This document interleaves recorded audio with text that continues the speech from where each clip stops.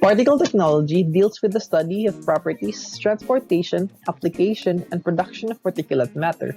One of its components is the measurement of the diameter or size of this particulate matter. With the aid of science and technology, measuring this would be easy.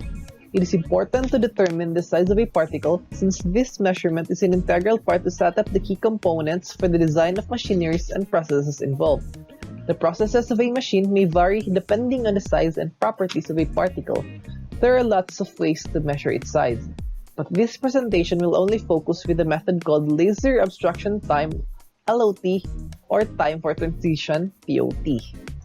The laser abstraction time uses a rotating focused beam such as HE and a laser to determine the diameter of a particle. If a beam passes through a particle, the pathway of the beam would be obstructed for some period of time. The amount of obstructed time is measured by photodiodes, which then would help determine the size of the particle. For example, based on the graph, the velocity of the beam starts to dwindle as it hits the surface of the particle and returns to its original velocity after it reaches the other end of the particle. This period of change in velocity is known as the obstruction time period. This time of obstruction is related to the diameter of the particle. Since the average constant speed of beam is known, the diameter of the particle and the amount of obstruction time is related by the formula d is equal to v times t, where d is the diameter of the particle, t is obstruction time, and v is velocity of the beam. By using this formula, the diameter of a particle would be known. The formula shows that the diameter of a particle is proportional to the obstruction time, which means particles with bigger diameter tend to have higher obstruction time compared to particles with smaller diameter. This method may be applied to a wide scope of particles, since the obscuration time is independent by the optical and physical properties of the particle. In other words, the particle size is independent of refractive index, absorption, surface texture, porosity, electrical conductivity, and some other properties. This poses a great advantage to this method since prior knowledge with regards to these properties need not to be known for this method to be applicable. In some sense, the LOT method can be used in a wide array of particles, regardless of its physical and optical properties. Moreover, this method produces accurate results as there are less factors that may affect obscuration time period. Now we will discuss about interaction pulse types. There are parameters or factors that the TOT considers, as these parameters affect the shape of the particle's interaction pulse. The two interaction pulse types that affect the shape of the particle's interaction pulse are the out-of-focus particle and the out-of-center particle. First is the out-of-focus particle. The laser beam is focused to a small spot size and is gradually increasing. In this diagram, we can see two particles, one being hit by the laser beam at a focus spot and one being hit but on the gradually increasing region.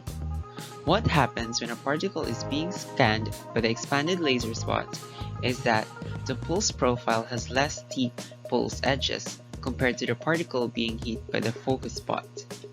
The derivative pulse has a low amplitude because the obscuration is not complete. Out-of-focus particles are rejected. Second is the out-of-center particle. Ideally, you would want the focus laser spot to hit the particle along its diameter. And when the particle is hit far from its diameter, then there may be slight deviations in the size analysis.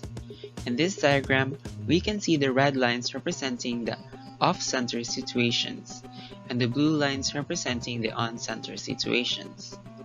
We can see how the pulse edges of the off-center situation are less steep compared to the on-center situation, and the pulse amplitude is also smaller for the off-center situation compared to the on-center situation.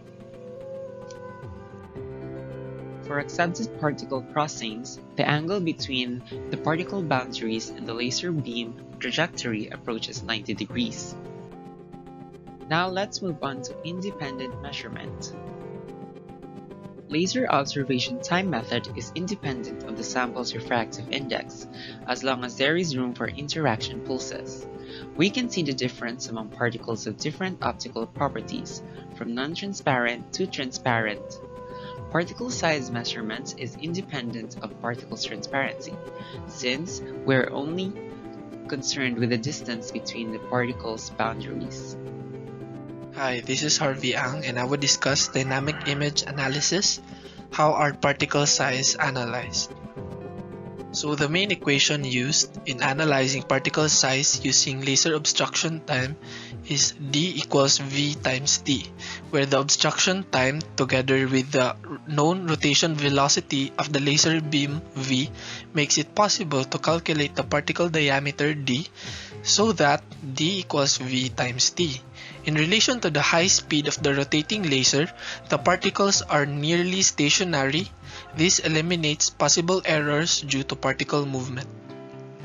So the measuring principle in image analysis is that the minimum width and maximum amplitude indicate on-center interactions as shown on the graph on the left, and for accepted particle crossings, the angle between the particle boundaries and the laser trajectory approaches 90 degrees.